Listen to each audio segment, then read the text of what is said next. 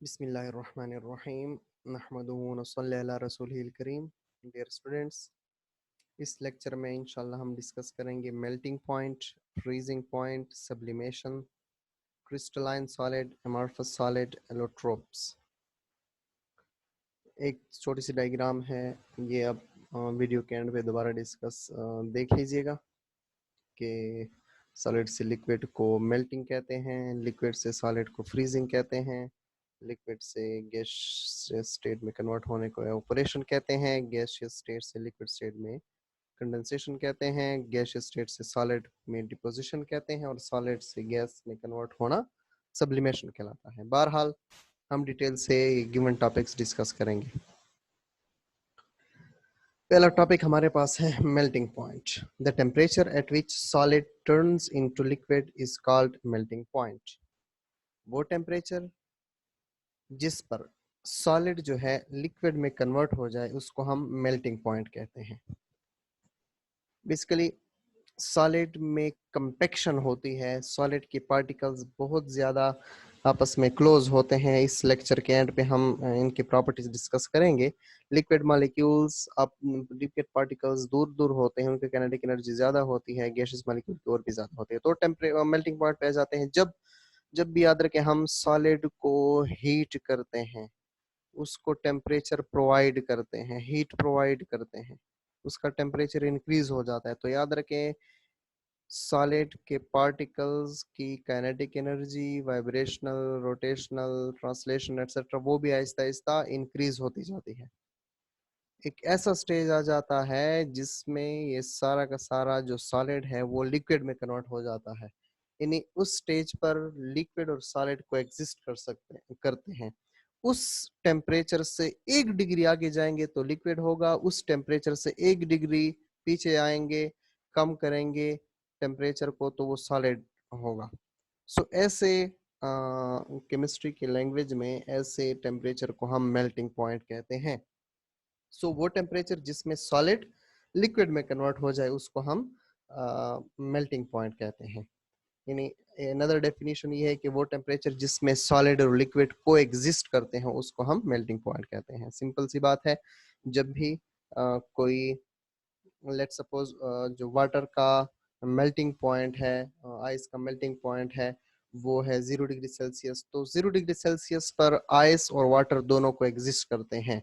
0 degree Celsius से 1 degree Celsius या 0.5, 0.2, 0.3, 0.4, 5, 10, 1 degree Celsius आगे जाएंगे तो वाटर होगा, और पीछे 0 से कम करते जाएंगे या 0 पे वो सॉलिड होगा, आयस बनेगा, माइनस में आयस बनता चला जाएगा। सो याद रखें कि वाटर का जो मेल्टिंग पॉइंट है वो 0 डिग्री सेल्सियस है। यानी इस मेल्टिंग पॉइंट पर सॉलिड, आइस और लिक्विड वाटर दोनों को एग्जिस्ट करते हैं। सो ऐसे टेम्परेचर को हम मेल्टिंग पॉइंट कहते हैं। एंडोथर्मिक प्रोसेस है, यानी इसमें सॉलिड हीट एनर्जी गेन करता है और वो लिक्विड में कन्वर्ट हो जाता है, और वो हीट एनर्जी जो सॉलिड ने गेन की होती है वो इस सॉलिड के पार्टिकल्स के काइनेटिक एनर्जी इंक्रीज करने में हेल्प करता है।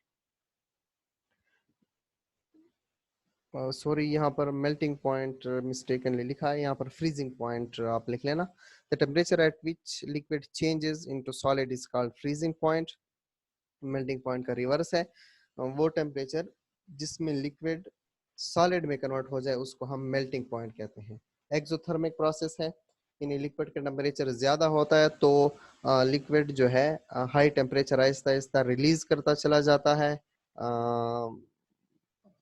हम बेसिकली टेम्परेचर कम करने के लिए हम रेफ्रिजरेटर का यूज़ करते हैं। वाटर को, किसी लिक्विड को रेफ्रिजरेटर में रख के उसको फ्रीज करते हैं। रेफ्रिजरेटर का काम क्या होता है, इस लिक्विड में से जो हीट एनर्जी है वो एब्जॉर्ब करता है, निकालता है, तो जिसकी वजह से ये इस लिक्विड पार्टिकल्स के मॉलिक्यूल्स की काइनेटिक एनर्जी कम होती चली जाती है और वो सॉलिड में कन्वर्ट होता चला जाता है।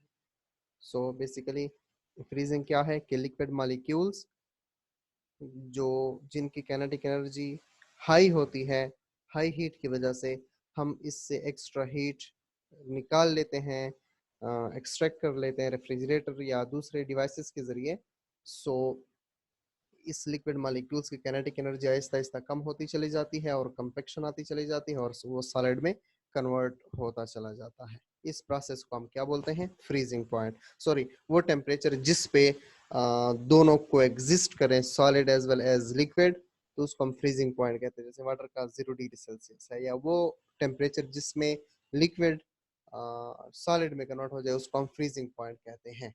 पिछली स्लाइड में हमने देखा था कि वाटर और आइस दोनों 0 डिग्री सेल्सियस पर को एग्जिस्ट करते हैं, तो यही इसका मेल्टिंग पॉइंट भी है और यही इसका फ्रीजिंग पॉइंट भी है। नेक्स्ट हमारे पास है सब्लिमेशन। सिंपल सा टॉपिक है कि कुछ सॉलिड को जब हम हीट करते हैं, वो या वो इन्वायरमेंट से हीट एब्जॉर्ब करता है, तो वो लिक्विड में कन्वर्ट नहीं होता, बल्कि डायरेक्टली गैसियस स्टेट में कन्वर्ट हो जाता है। गैसियस स्टेट में कन्वर्ट हो जाता है। ऐसे सॉलिड्स को हम सब्लाइम सॉलिड कहते हैं और इस प्रोसेस को हम सब्लिमेशन कहते हैं। मुख्तलिफ किस्म के बेंजोइक एसिड और आयोडीन और ये सब्लाइम सॉलिड हैं। रियल लाइफ एग्जांपल मैं एक दे देता हूँ, बाकी आपने almost 5 life examples of sublimation आपने सर्च करके मुझे बतानी है। एक रियल लाइफ एग्जांपल ये है कि बड़े बड़े जो संदूक होते हैं जिसमें बिस्तरे और चादरें वगैरह रखी होती हैं, वहाँ पर छोटे टैबलेट्स, गोल गोल वाइट कलर के टैबलेट्स रखे जाते हैं, ताकि वो इंसेक्ट्स और कीड़े मकोड़े वगैरह उस कपड़ों को न लगे। सो वो बेसिकली सब्लाइम सॉलिड होता है।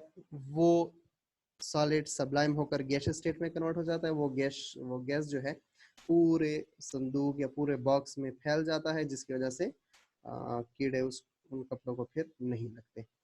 सो और भी मुख्तलिफ किस्म के ड्राई आइस है। उस कार्बन डाइऑक्साइड को जब सॉलिडिफाई किया जाता है तो उसको हम ड्राई आइस कहते हैं। तो वो ड्राई आइस आइस की तरह उससे डायरेक्टली वेपरस फॉर्म में कार्बन डाइऑक्साइड गैसियस स्टेट में भी कन्वर्ट हो जाता है without changing into liquid state. So वो भी सब्लाइम सॉलिड की एक किस्म की एग्जांपल है, ड्राई आइस यानी सॉलिड कार्बन डाइऑक्साइड। नेक्स्ट हमारे पास टॉपिक है क्रिस्टलाइन सॉलिड। वो सॉलिड जिनमें पार्टिकल्स की ख़ास अरेंजमेंट होती है, ख़ास तरतीब होती है, वो प्रॉपर तरीके से ऑर्डरली अरेंज हुए होते हैं 3 डायमेंशनली। लेट्स सपोज NaCl का स्ट्रक्चर देख लेते हैं, मॉलिक्यूलर या एटॉमिक स्ट्रक्चर देख लेते हैं कि इसमें Na पॉजिटिव और Cl negative proper cube arrange होते हैं 3 डायमेंशनली क्यूब की फॉर्म में, बड़े खूबसूरत तरीके से ऑर्डरली 3 डायमेंशनल अरेंजमेंट उनकी होती है। सो ऐसे सॉलिड को हम क्रिस्टलाइन सॉलिड कहते हैं। अब याद रखें, अपेरेंट शेप पे हमने वो नहीं करना।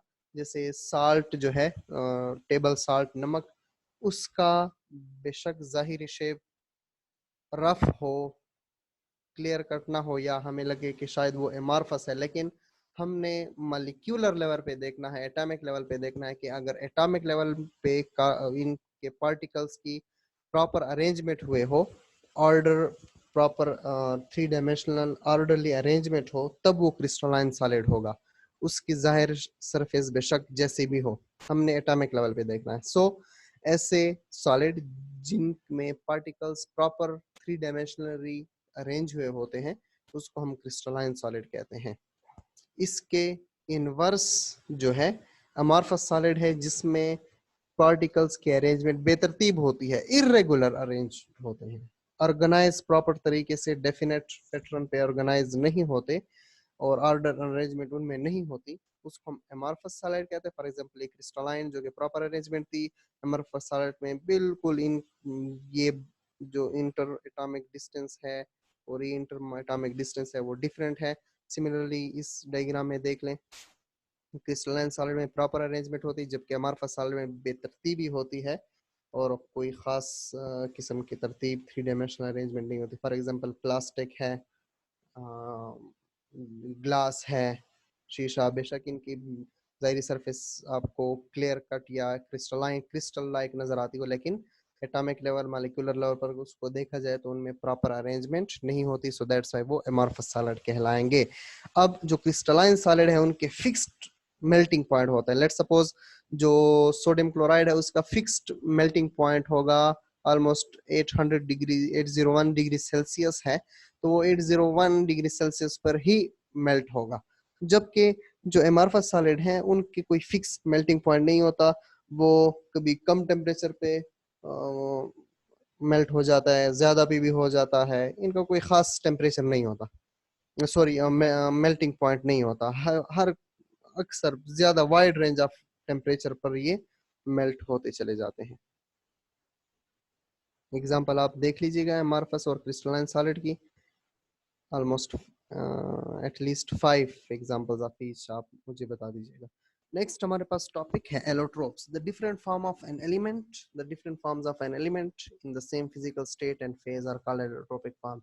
अदर के ये अल्लाह की कुदरत है कि एक ही एलिमेंट है कार्बन, उसके डिफरेंट उसके पार्टिकल्स की डिफरेंट अरेंजमेंट की वजह से उनकी प्रॉपर्टीज भी टोटली डिफरेंट हो जाती हैं। इन सेम फिजिकल स्टेट और फेज में डिफरेंट फॉर्म्स बन जाते हैं। लेट्स सपोज कार्बन के एलोट्रोप्स ग्रेफाइट, डायमंड और फ्यूलरेंस या बकीबाल है। इन तीनों सॉलिड स्टेट में लेट्स सपोज पाए जाते हैं। बेशक सब में कार्बन, ये जितने भी बॉल्स नजर आ रहे हैं सारे के सारे कार्बन के हैं, लेकिन इनके अरेंजमेंट चेंज होने की वजह से इनकी प्रॉपर्टीज टोटली चेंज हो जाती है, तो इनको हम एलोट्रोप्स कहते हैं। खास एलिमेंट की किसी एलिमेंट की डिफरेंट फॉर्म्स, मुख्तलिफ फॉर्म्स। लेट्स सपोज ग्रेफाइट जो आप लेड पेंसिल यूज करते हैं उसमें जो इंटरनल ब्लैक होता है वो ग्रेफाइट से बना हुआ होता है। सिमिलरली कार्बन जब कुछ यूं अरेंज हो तो वो डायमंड कहलाता है। जब ऑलमोस्ट 60 कार्बन का एक या 80 कार्बन का एक रिंग बन जाए फुटबॉल की तरह तो उसको हम बकीबाल या फ्यूलरीन कहते हैं। सो एटम्स की अरेंजमेंट डिफरेंट होने की वजह से इनकी प्रॉपर्टीज डिफरेंट हो जाती हैं, इनका जो फॉर्म है वो डिफरेंट हो जाता है। सो ऐसे different forms of an element को हम एलोट्रोप्स कहते हैं। ग्रेफाइट है, इसमें ये एक लेयर होती है, हेक्सागोनल रिंग्स आपस में जुड़े हुए होते हैं और इन लेयर्स के बीच में बॉन्ड्स होता है, फ्री इलेक्ट्रॉन्स होते हैं। तो that's why in free electrons, ये लेयर के बीच में जो फ्री इलेक्ट्रॉन्स है इनकी वजह से इलेक्ट्रिसिटी पास होती है। सो कभी बचपन में या पेंसिल लेड पेंसिल की जो वो इंटरनल ग्रेफाइट मेड वो सिक्का होता है, वो उसमें इजीली बिजली पास, इलेक्ट्रिसिटी पास हो सकती है, कंडक्शन ऑफ इलेक्ट्रिसिटी इजीली कर सकता है। Similarly diamond bad conductor of electricity है। फ्यूलरीन की कोई डिल लाइफ एग्जांपल नहीं है, ये रिसेंट डिस्कवर हुआ है, जस्ट उसका स्ट्रक्चर पता है, atomic structure. So next example में एलोट्रोप्स को और भी क्लियर कर लेते हैं कि फास्फोरस का जो एलोट्रोप है इसमें दो एलोट्रोप्स पाए जाते हैं, एक व्हाइट फास्फोरस और एक रेड फास्फोरस। व्हाइट फास्फोरस में basically 4 atoms of phosphorus attach हुए होते हैं, जबकि रेड फास्फोरस में वही 4 एटम्स होते हैं लेकिन वो लंबी चेन बनाते हैं। यहाँ पर जस्ट डिस्क्रीट अलग अलग 4 एटम्स P4 अलग अलग पाउडर की फॉर्म में होते हैं, जबकि रेड फास्फोरस में एक P4 का मॉलिक्यूल, दूसरा P4 का मॉलिक्यूल, तीसरा, और ये आपस में जुड़े हुए होते हैं, लंबी चेन की फॉर्म में आपस में इंटरकनेक्टेड होते हैं। सो इससे अब देखें अल्लाह की कुदरत है कि बेशक हर चीज़ टोटली सेम है, एटॉमिक अरेंजमेंट और एटॉमिक मतलब नंबर ऑफ एटम्स, लेकिन जस्ट अरेंजमेंट के डिफरेंट होने की वजह से इनकी प्रॉपर्टीज भी डिफरेंट हो गई। क्या ये बहुत ज़्यादा वेरी रिएक्टिव है, ये लेस रिएक्टिव है? पॉलीमर यूज्ड इन मैचेस और टेट्राहेड्रन, यानी 4 molecule consist of 4 atoms in the tetrahedron shape. So ये एलोट्रोप्स ऑफ फास्फोरस हैं, same physical phase and state है लेकिन फॉर्म्स उनकी डिफरेंट है, प्रॉपर्टीज डिफरेंट है। सो दैट्स व्हाई इनको हम एलोट्रोप्स कहते हैं। एलोट्रोप्स ऑफ सल्फर भी है, 2 किस्म के एलोट्रोप्स है, क्रिस्टलाइन सल्फर और एमॉर्फस सल्फर। क्रिस्टलाइन में फिर जो मोस्ट इंपॉर्टेंट है वो रोम्बिक और मोनोक्लिनिक एलोट्रोप्स हैं, और एमॉर्फस में मिल्क ऑफ सल्फर और प्लास्टिक सल्फर हैं। ये जस्ट कुछ के डायग्राम्स गिवन है कि बुक में नहीं है, मैंने जस्ट एक्सट्रैक्ट किए हैं। सो एस 8 मॉलिक्यूल, यानी इस एक मॉलिक्यूल में सल्फर के जब 8 एटम्स कुछ क्राउन की तरह अरेंज हो तो ये अलग एलोट्रोप होगा। उनके अरेंजमेंट जब कुछ यूं हो, यानी हर कॉर्नर सल्फर एटम को रिप्रेजेंट करता है, जब इनके अरेंजमेंट कुछ यूं इस तरीके से होगी तो ऑक्टाहेड्रल शेप में होगी तो उसको हम रोम्बिक सल्फर कहेंगे। सिमिलरली नीडल लाइक स्ट्रक्चर की तरह अरेंज होंगे सल्फर तो उसको हम मोनोक्लिनिक सल्फर कहेंगे। In simple is that atoms की अरेंजमेंट डिफरेंट होने की वजह से इनके टोटली प्रॉपर्टीज भी डिफरेंट हो जाती हैं, इनकी फॉर्म्स वगैरह भी डिफरेंट हो जाता है, कलर डिफरेंट हो जाती है, रिएक्टिविटी भी डिफरेंट हो जाती है। नेक्स्ट सिंपल सा टॉपिक है differentiate between solid, liquid and gas. Solid में स्ट्रॉन्ग अट्रैक्शन बिटवीन पार्टिकल्स, इसमें अट्रैक्शन नॉर्मल होती है, मॉडरेट होती है, ना ज़्यादा सख्त होती है ना ज़्यादा वीक होती है, जबकि गैसेस में very weak at force of attraction between particles, atoms या molecules, या बिल्कुल कभी कभी zero force of attraction या repulsion between molecules. Similarly solid में particles highly compact together होते हैं, close together और बहुत ज्यादा नीटली अरेंज होते हैं, प्रॉपर तरीके से अरेंज होते हैं, जबकि इसमें भी क्लोज अट्रैक्शन होती है, क्लोज कंपेक्शन होती है, लेकिन उतनी ज़्यादा नहीं एज कम्पेयर टू सॉलिड, और ये कोई खास प्रॉपर तरीके से अरेंज नहीं होते। जबकि गैस में जो पार्टिकल्स है बहुत दूर दूर होते हैं, कोई कंपेक्शन इनमें नहीं होती, पार्टिकल्स ओनली अपनी जगह पे वाइब्रेट होते हैं, जबकि लिक्विड में particles slide past each other, एक दूसरे के ऊपर लेयर के फॉर्म में चले जाते हैं, पास होते जाते हैं, और ट्रांसलेशनल एनर्जी भी इनकी होती है, रोटेशनल वाइब्रेशन वगैरह भी होती है। जबकि गैसियस स्टेट में totally free to move, bumping करते हैं और वाइब्रेशन करते हैं, ट्रांसलेशन करते हैं, रोटेशनल हर किस्म के मोशन करते हैं।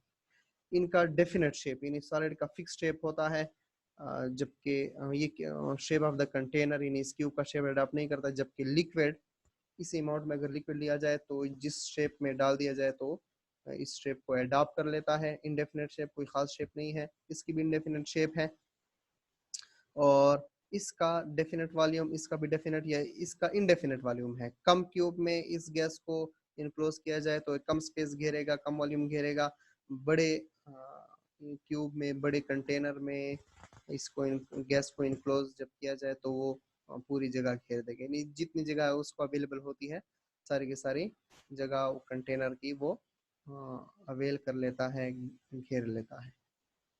ओके जी, रसूल अकरम सल्लल्लाहु अलैहि वसल्लम ने फरमाया रोज़ादार को 2 खुशियां हासिल होती हैं, एक उस वक्त जब वो अफ्तार करता है तो खुशी महसूस करता है, और दूसरे जब वो अपने रब से मुलाकात करेगा तो रोज़े का सवाब देखकर खुश हो जाएगा। रोज़े रखें, तिलावत करें, तरावी पढ़ें, नफल पढ़ें, अपने लिए दुआ करें, मेरे लिए दुआ करें। कोई समझ ना गई हो, कोई कंफ्यूजन हो तो मुझसे पूछ लीजिएगा। ओके, अपना ख्याल रखिएगा। अल्लाह हाफिज़, थैंक यू सो मच।